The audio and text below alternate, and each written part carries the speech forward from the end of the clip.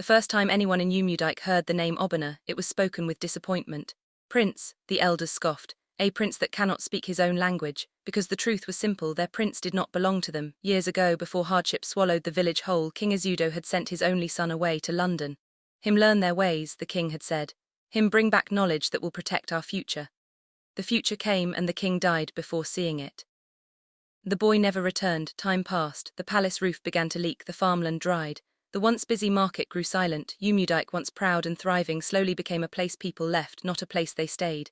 They said the prince had forgotten them, they said foreign life had swallowed him.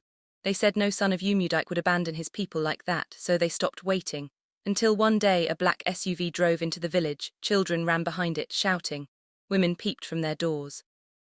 Men stood with folded arms, watching, judging. When the door opened, the man who stepped out didn't look like a prince. He looked foreign, clean-cut suit, dark glasses, confident posture. Nothing about him said village, everything about him said distance. I am Obana, he said. Silence, then laughter. One elder spat. Prince. Obana removed his glasses slowly. I know I have been away, he said calmly. I have come back. Too late, another man replied. We needed you years ago. Rejection was immediate, cold, sharp, but Obana didn't argue. He simply nodded and walked toward the old palace. That night he slept alone, no welcome, no celebration, no acceptance.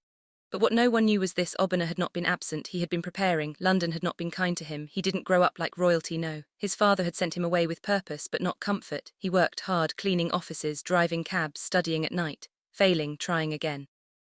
Because his father had told him one thing before he left: power without knowledge will destroy our people.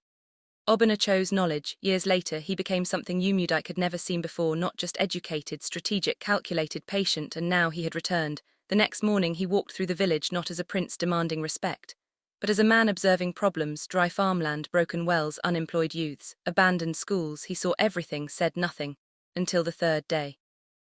He called a meeting. Few people came, mostly out of curiosity. Obana stood before them. I know you don't trust me, he began, murmurs of agreement. I did not come for your trust, that got their attention. I came to change this village. Again, with what? Someone shouted. English accent. Obana smiled slightly. With systems, he replied. The first thing he did confused everyone. He bought land, large land, not for himself, for farming, but not the way they knew. Machines arrived.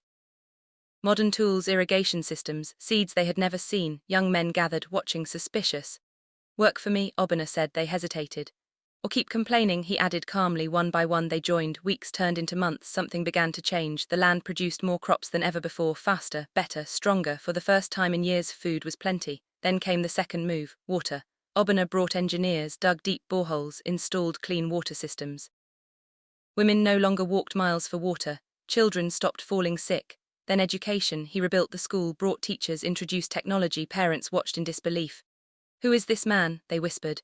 But just as the village began to breathe again, trouble came. Powerful men from the city arrived. They had heard about the land, the production, the growth, and they wanted it. This land belongs to the government now, they declared. Fear spread, because everyone knew what that meant: loss again. They went to Obana.